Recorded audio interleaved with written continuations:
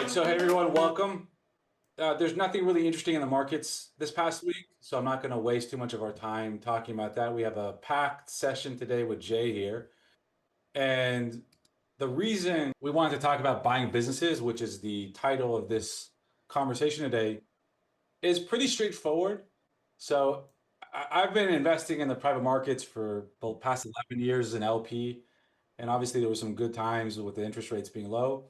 But over the past couple of years, as all the interest rates moved up and real estate obviously took a hit, a lot of people like me, passive investors, LPs, have started looking for other places to put capital. And one of the paths many people have taken was looking into cash flowing businesses. And Jay is going to dive into that. But when I think cash flowing businesses, I think, laundromats, landscaping companies, roofing businesses, plumbing, anything sort of owner operated. And obviously there's a whole transition of the transfer of wealth now and mom and pop companies that are moving generations. And so I thought it'd be really interesting to bring someone who actually lives in this world of business acquisitions. Someone who can help us sort of separate what's real and what's misunderstood, because there's been a lot of hype, but usually with a lot of hype comes a lot of confusion. And so Jay here, who's with me on the call, he's a good friend, and he is knee deep in this space. He's really passionate about buying and scaling businesses, and he even built a whole mastermind around it. And so I think his perspective is going to be extremely valuable for all of us. Just in terms of housekeeping for a second, as always, this is not a presentation or a classic webinar. This is a conversation. So please feel free to ask questions. You can just unmute yourself, chime in, you can put in the chat. And last thing, from a housekeeping perspective, this is being recorded. We're going to share it with everyone after the call. So with all that boring beginning, Jay, I'm going to hand it over to you. Give us a quick intro, and then we'll just jump right into the conversation. Sound good? All right. Yeah, absolutely. Thank you, Latan. I appreciate the invite. My name is Jay Borgana. I live in South Florida. I've spent the last 25 years in the world of business transformation and business acquisition. I started out in the banking world where I financed and on acquisitions and working capital for all kinds of businesses, especially middle market, and went into operations and manufacturing. I wanted to get my hands dirty and operate a business, and spent about 5 years operating a business as a chief operating officer. Spent some time in China. Came back post 2008 and did what turnaround consulting for another 5 years, and then started the business again, which I grew from 0 to 350 million in 5 years, and eventually exited that business in 2018. I retired in Hawaii, came back again, started doing the roll ups and acquisitions again, and at the same time I teach and help advise people in business acquisitions. So that's my background. You can ask me as many questions as you want later, but today's theme or today's conversation is going to cover small business acquisition from both sides, from the direct acquisition and active acquisition where you're hands on and you're operating the business, as well as an LP focused, like a search fund or financing the equity portion of independent sponsors. We'll talk about the pros and cons, and I'll give you guys some high level examples, and we'll do a Q&A. But before we go there, I'd like to hear from you. Coming into this session, what questions do you have about buying businesses? And which side are you looking at it, from an active or a passive perspective? So if you could just post in the chat or just jump in and just share your question. I'm going to jump in on that, Jay, because I love asking questions. We got Patricia here, passive investments. I'm on that side of the passive side of it. But I have a more fundamental question, which is, people do there's a lot of conversation around buying businesses and separate from investing in real estate. And I feel like it's become very intertwined. Like if I'm investing in a the big extreme, like a multifamily complex, a real estate building operates as a business, right? A storage facility operates as a business. If I'm investing in the bad word like ATMs or all these other whatever car washes or other things that are some people put them under the real estate umbrella. At the end of the day, all of these things are businesses. Like that's the fundamental. It's not like I'm flipping a home, right? It's these are businesses. And what is the unique identifier of a business that goes into sort of the business acquisition route versus a real estate? Yeah, obviously, if you own the land or the property your business is operating out of, okay, fine, there's a real estate component to it, but they still have business risks, both of them, right? Yes. Yeah, absolutely. And I mean, it's just the what is the limit of the risk? I mean, in the business, the business will go to zero, if you will. A real estate, you still have the asset, the underlying asset that you can liquidate. So I would say that's the element of risk that's different. But the upside on the business is much higher than the upside on the real estate. But they both have the same operational risk, Yeah. the So same you're operator risk. interesting. So I mean, I guess we're going to get into this, but if you're investing or buying a business that has a real estate asset, that lowers the risk of the business Correct. because you always have that. All right, I like it. Okay. Correct. Um, Yeah. So we got two passive. Anyone else?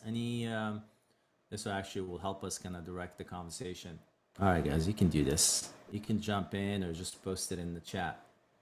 yeah, everyone's shy. Just want to listen in. Oh, we got one active, bunch of passive and one active. Cool. Okay. Let's start with the active first, and then we'll spend more time on the passive. Let's think through kind of like what's the difference. So what is the difference between obviously an active and a passive? So time commitment. If you're an active buyer, that means you're gonna do the search yourself. You're gonna do the due diligence of the deal. You're gonna structure the deal. You're gonna operate the deal. So that's as an LP, you have low commitment control. As an active owner, you have full control. As a passive, you have none. Risk type execution is the biggest thing on the active side. Your own execution. On the LP side is the manager, the GP selection, like pretty much just like real estate or any other type of LP investment. Cash flow timing is immediate on the active side. It's delayed on the passive side. Obviously, it depends on the structure, but most of the time it is. And learning curve, obviously, as an active buyer, if you're buying into a new industry, the curve is much higher. If you're familiar with the space, then not. And as an LP, it's moderate. The return ceiling is much higher as an active, obviously, and we'll look at some models. On the passive, it could be capped if it's a credit fund, or limit, or lower, a little bit lower if it's an equity fund. So those are essentially the two the differences between the active side and the passive side. I have a Now, if question on you're I have a question on that, Jay, because yeah, go ahead. Yeah, uh, when you talk about an LP, as a lot of people do, sometimes or most of the time, it refers to like a search fund or a fund in general, yeah, versus and a search fund is a whole topic that we can talk about for hours. We're not going to dive much into it. We might, yeah. but not too much. But when you think about people who are going and buying businesses, do you see LPs investing in a single deal like it would be in real Yes, estate? like a And so syndication. Yes, yeah, so you would syndicate also to buy a yes, business, just like you would with yes. a property. Okay. 100%. Yeah. So we can talk about that. You can as an LP,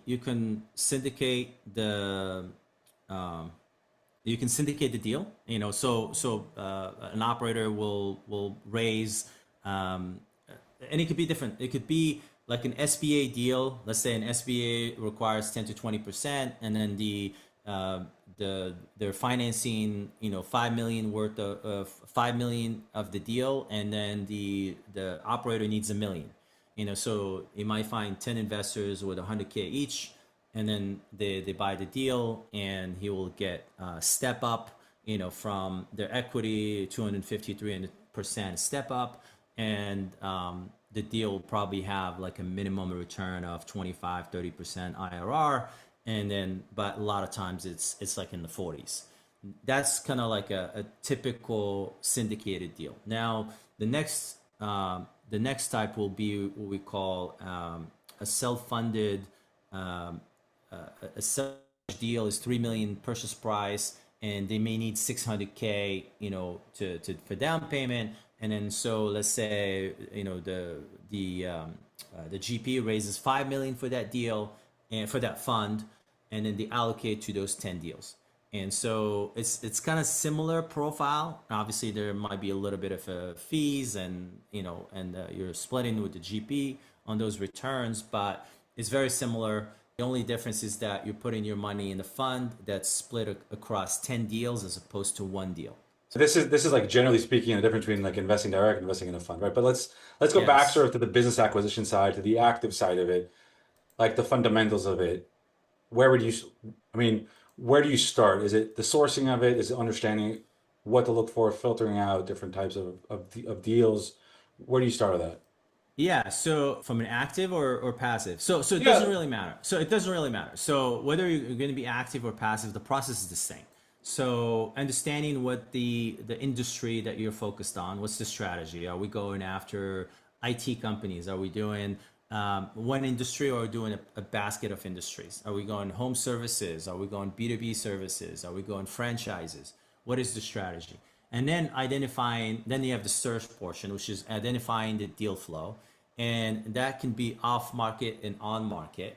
And then you have the evaluation of the deals. And then once we identify the deals, then we have the negotiation, deal structure, and due diligence. And then once we do all that, then you execute on the acquisition, and then post acquisition you have the integration, and then the growth of that. Either growing the same entity, or doing a roll up with multiple acquisitions. So this process is going to be, whether it's going to happen whether it's a direct or an LP structure. The operator is going to have to go through this exercise no matter what. Where do you see the most sort of most risk, or where's the highest fail rate, or where people make the worst decisions throughout this pre-acquisition process? Yeah, so strategy is probably the biggest one. We want to make sure, like, any strategy can be successful, but you need to have that match with the operator. If the operator has the right experience, skills to run a roll up within IT services or accounting firms or pet stores, they need to have certain understanding of the industry, but also the right skill set to run an operation like that. And so sometimes people assume that they have an experience with a certain industry, therefore they can go and acquire and scale. And a lot of times they don't. They just don't have the financial chops, or they may not have the sales and marketing chops to execute. Now, the next part is I would say the deal structure. The deal structure is a big due diligence, obviously, like just anything else, but deal structure is a big one, especially on the first few deals, because you can de-risk the deal through the right deal structure. If the seller has a good portion of seller financing, has a good portion of earnouts in the deal, so they're essentially they have skin in the game, and they're a lot more invested in the deal to succeed than if there's no seller financing and there's no earnout period. So the deal structure is very important. And obviously the due diligence is critical. You gotta have the right process to make sure that nothing gets missed. But I think those are the element. And then the next risk is the integration. So obviously, when you buy something, the first 90 days is do no harm. Make sure that the team is accepting of the change of management. Make sure that the talent stays in the company. Make sure that the clients are not are not surprised, and that the continuation of the service level stays there. There's no big changes. So we tell entrepreneurs when they're in that process, just do nothing for the first 6 months. Just you bought a profitable business. Don't make any big changes. Run the business, get your hands around, get your arm around the business, listen to the team, collect ideas, but if you make any changes, make them in the margins, but don't make any big change. Don't try to go and change the CRM in the first 3 months. Then that's just a recipe to kind of destroy the business. So these are for companies that are like they have some they have things are working, and I don't know, firing on all cylinders in a sense.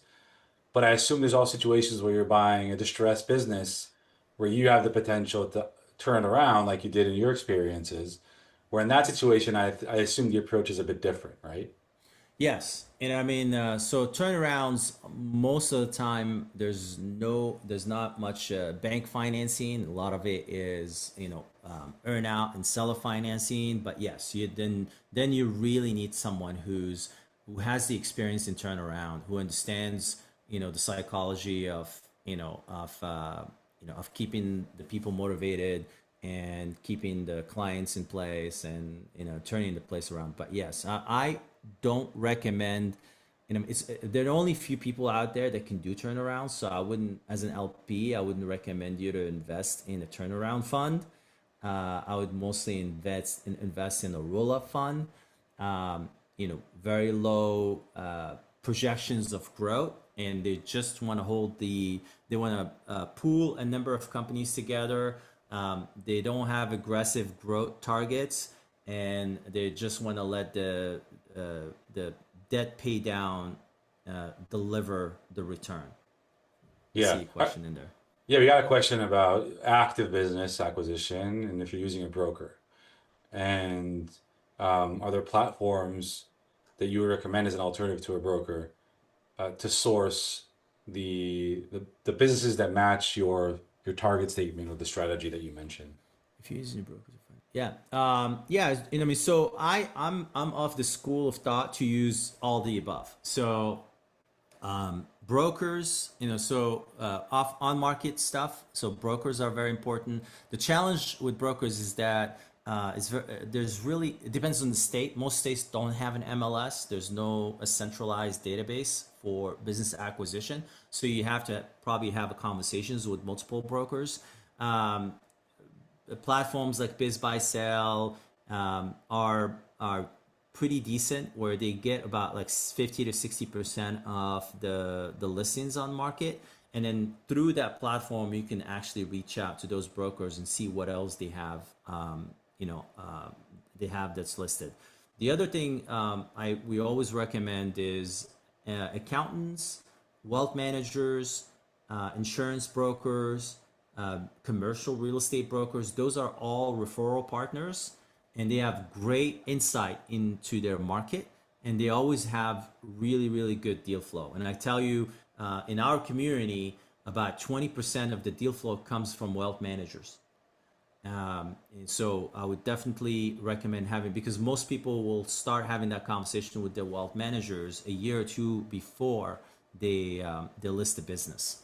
And then we recommend going direct. Most if you're trying to acquire for yourself and there's a specific industry that you're focused on, obviously the geography makes, especially on the first deal, it makes a big difference. I always recommend people to buy something close to them, something that they can walk into, and so there are not that many businesses in your community. So if you're targeting CPA firms or architecture firms or like HVAC companies, there are probably not that many of them in your geography.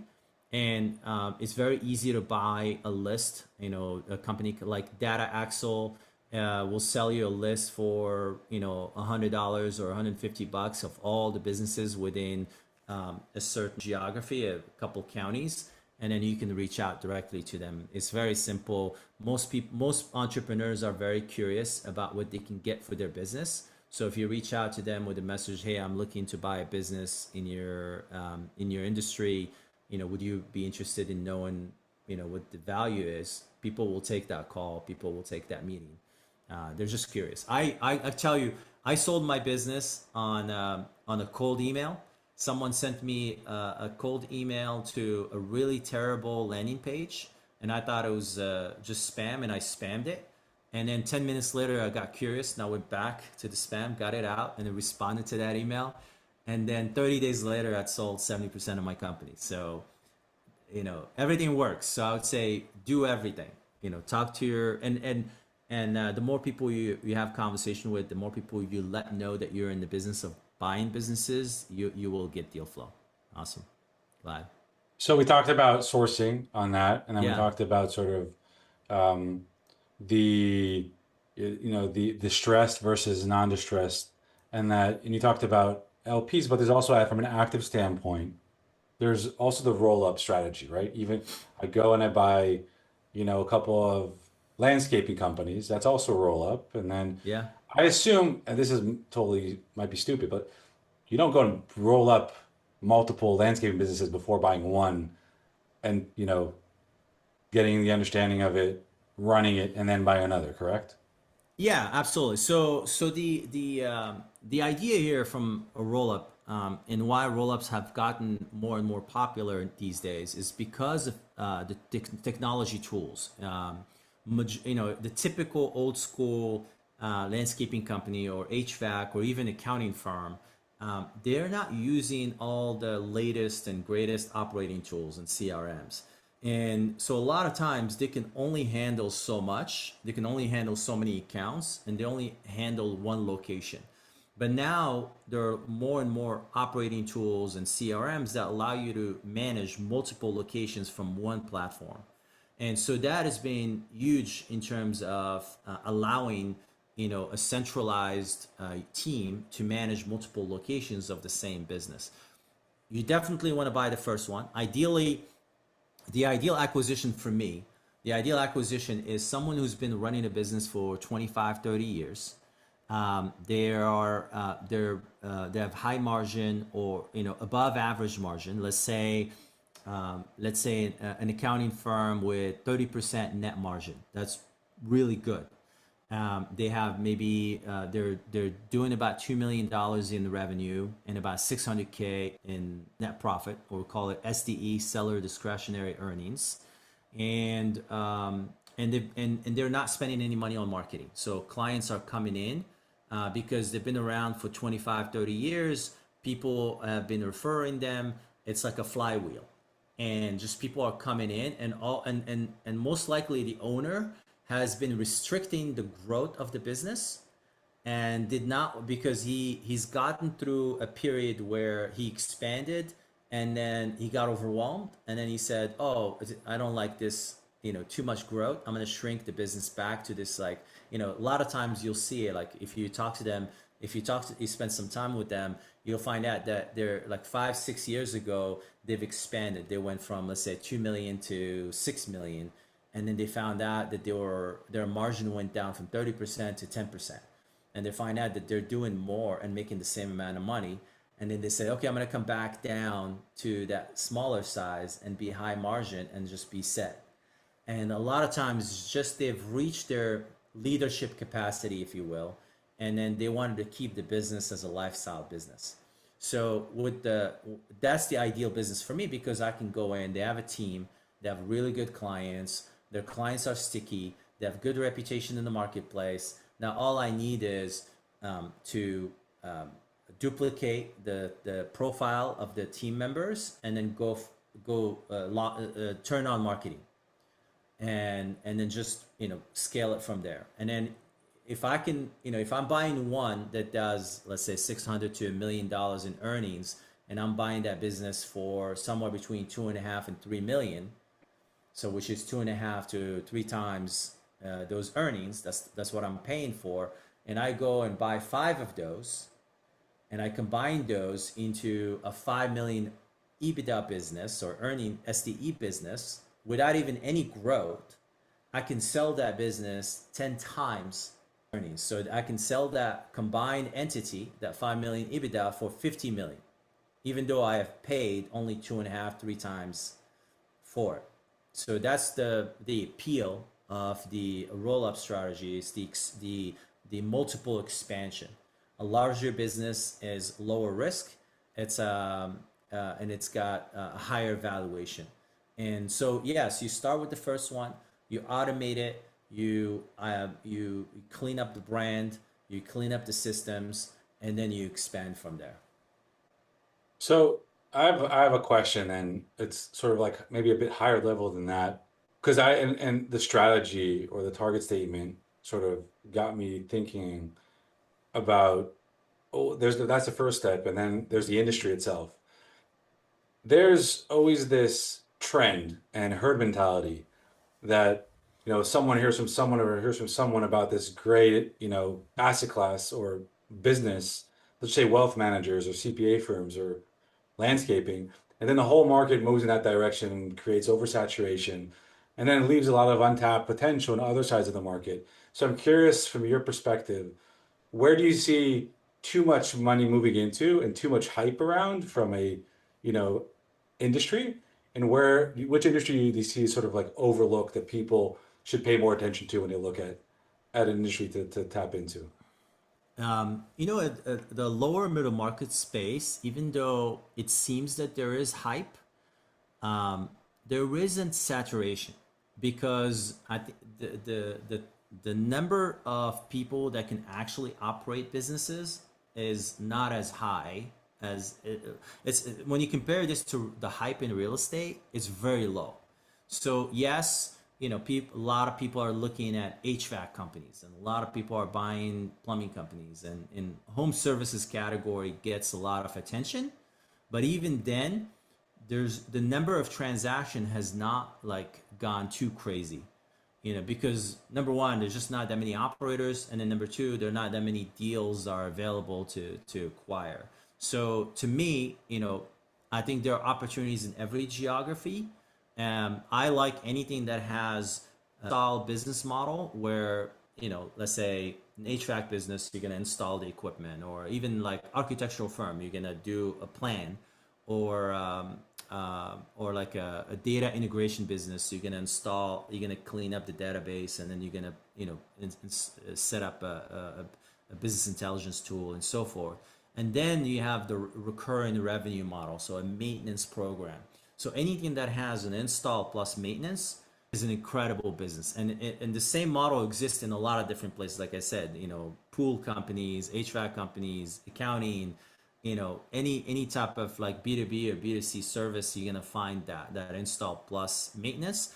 And I want that, again, I'm looking for that seller. I don't really care what the industry is, as long as the seller is that profile that we talked about, that 25 to 30 year, owner that's been running, that built a flywheel, has been restricting the growth of the business, that has high margin, a flywheel, high margin, restricted growth. That's the guy I'm looking for.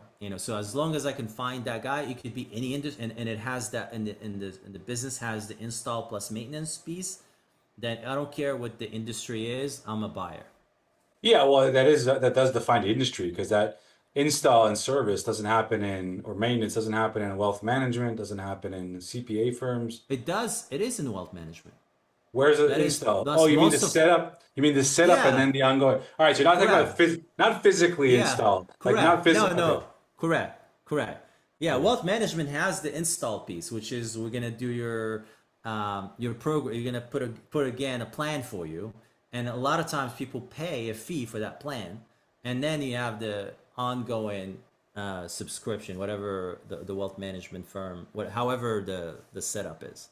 got it. Okay, interesting. All right, we spent like 30 minutes now talking about active, and I know there's a lot of active people here on the call as well, and I know that's your world specifically, but I do want to touch passive as well. Yeah. So give us sort of the rundown, because we said search funds and we said other stuff here. Um, What is that question? What Help is when it? you could defer payout to the owner manager. Um, Defer pay. What does that mean? Maybe some sort of seller Patricia, financing. You want to Yes, jump? exactly, that you don't have to pay them that purchase price all at once, but you can pay it out over a number of years because Yeah, they're so not needing the money immediately. 100%. So there are two. Um, so there are two things. So one, the financing piece. On one side, it's so there are two elements. So you have seller financing and you have earnouts, and then even on the seller financing, there's an element we call it forgivable seller financing. So you can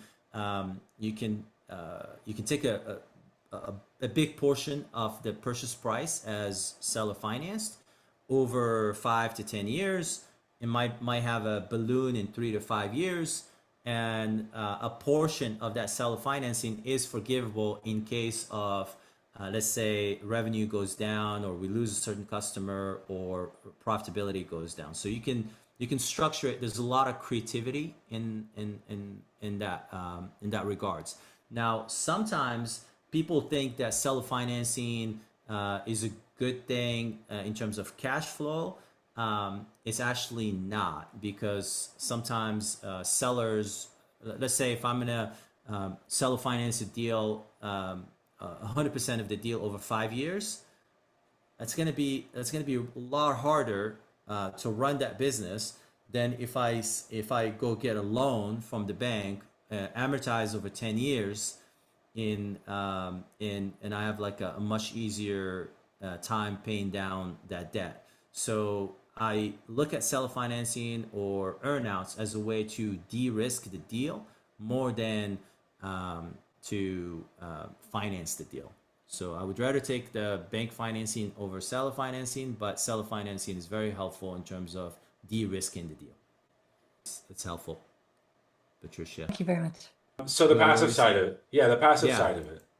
So we talked there, there's a bunch of stuff to dive into there. And once again, if anyone has any questions, like, but just chime in right in the chat. Let's go into passive side. Yeah. Um, so what's your question on the passive side? I don't want to buy a business. I don't have the time, energy, or desire to go and operate a business, but I do want to find people I can trust, invest with them, and have them do it for me. What options do I have? What risks do I need to pay attention to? Red flags that I should be aware of, and that type of stuff. Yeah, so there's a lot of creativity on that in that side. So this whole category started at Harvard Business School with the search fund model, and the search fund was picking up MBAs that just graduated, give them a salary for 2 years, and let them go search for a business, find a business in that 10 to 30 million size, and then a number of investors come together, finance a portion of the equity, and then find the debt.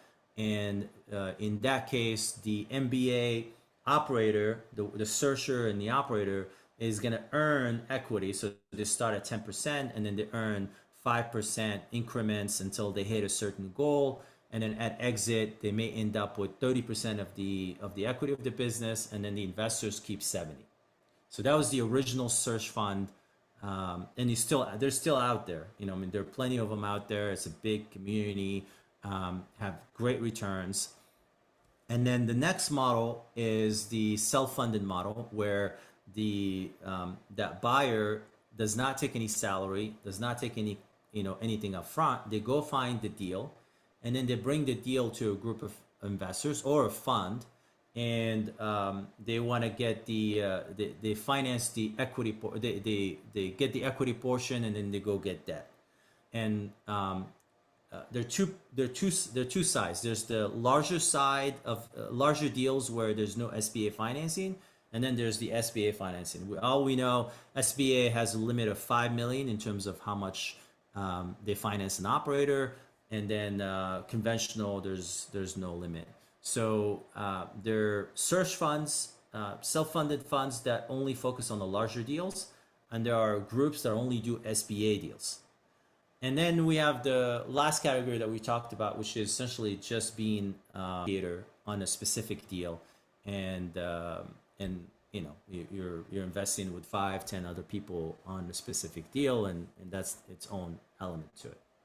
Are there sort of benchmarks for metrics from a economic standpoint? Sort of prefs, waterfalls, splits, IRRs, like is it just like in real estate, multifamily and other stuff? It's very similar to real estate. The base minimum of the IRR is usually 25 to 30%. That's the minimum.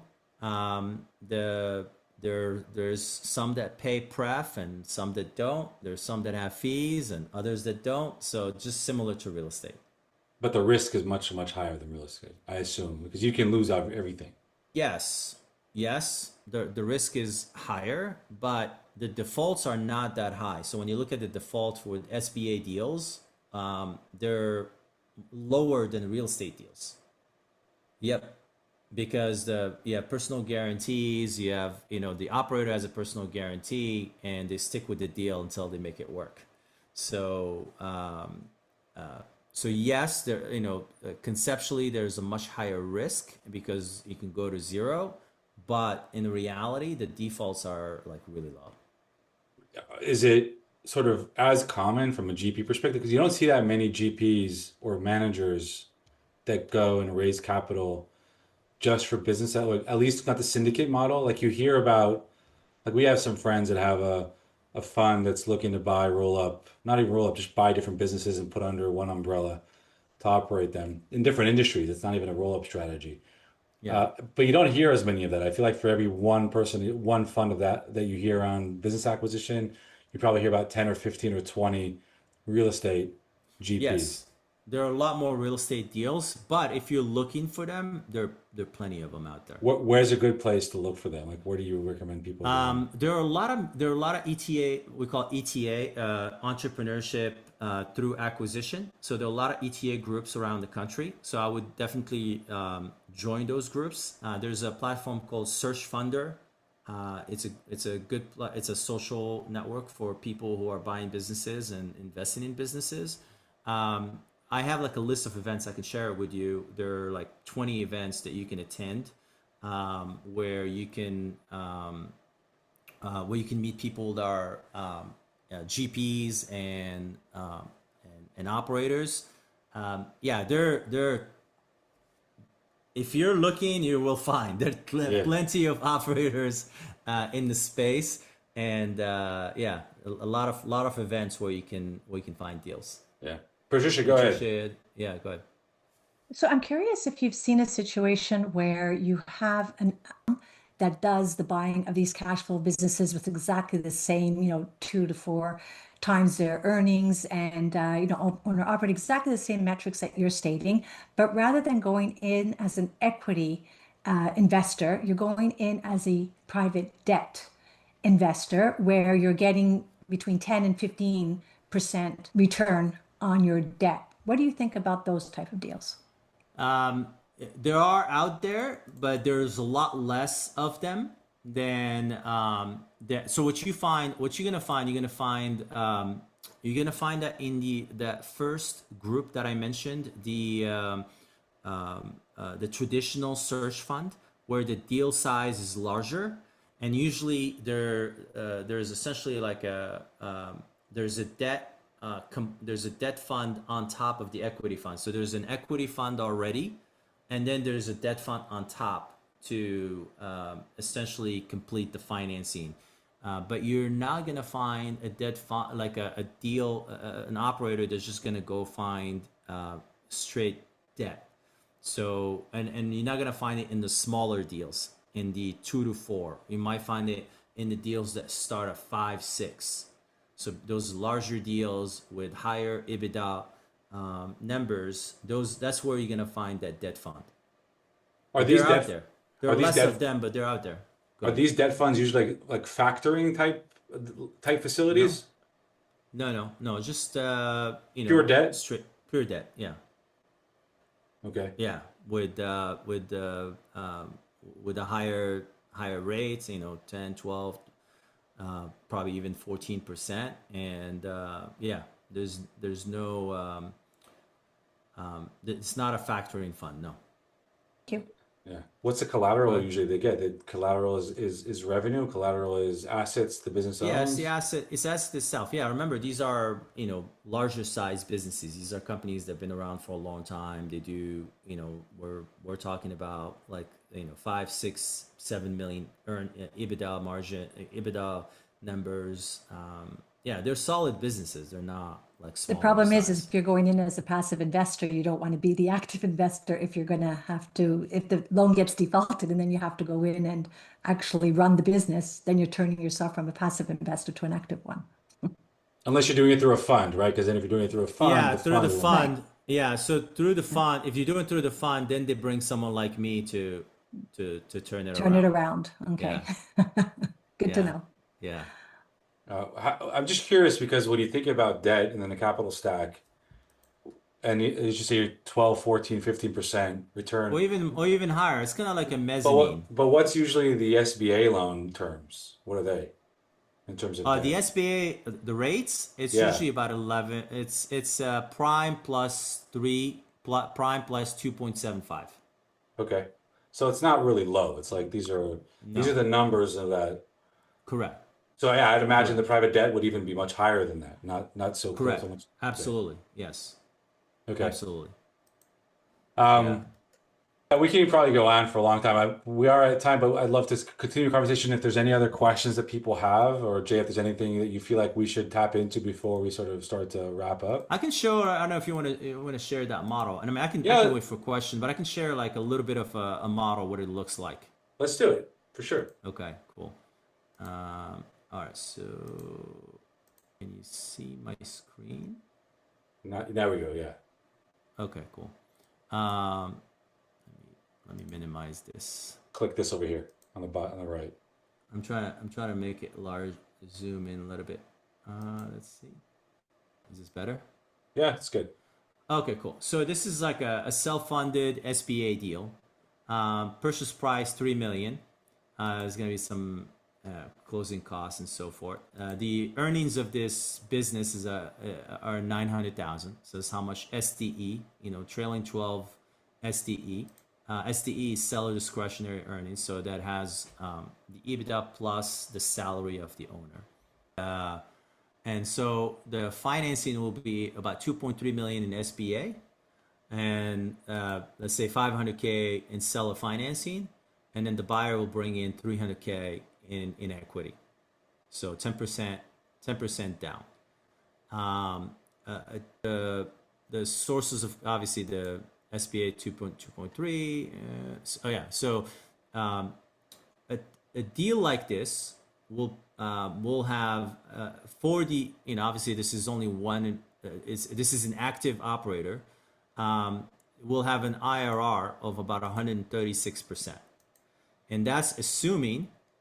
Show you. I'm assuming 0% growth year one, and then 5% growth afterward, and then assuming a jump in terms of like spending some money on marketing, so assuming that it's gonna be we're gonna buy it 3 times and we're gonna sell it 4 times. So that's the assumption. We're buying it 3, selling it 4 times. Wait, hold on. Walk me through And that. What does that mean? Buying right, it 3 times and selling it 4? so I'm buying it 3 times the earnings. Oh, So you're talking about the multiple. Okay, gotcha. the multiple, yeah, and I'm after 5 years, I'm selling it 4 times. 4x. Okay. Yeah, 4x, and then so between the debt pay down and the equity built in the business, it's got a 136, 15% more, 15 times MOIC, 15.6% MOIC. All right, so now I'm an investor, and I bring in it's the same deal, 3 million, and I'm bringing in the 300,000 as the investor. Oh, let me see. I think yes. The as the investor, I'm getting an IRR of 67% or an 8 times MOIC on that deal after 5 years with the same 4 times with much actually lower growth, 3% growth. 0 the first year, 3% growth, just debt pay down, and and a higher multiple of the resale. Now the next deal is a larger deal, which is a traditional search fund model. So a purchase price of 10 million, and we're raising 3 million, and the seller is keeping 2 million seller financing. And in the same model, we're growing 5% a year. We're putting a little bit of money in the deal to grow it, and in that case, we're getting a 46% IRR and a 5 times MOIC.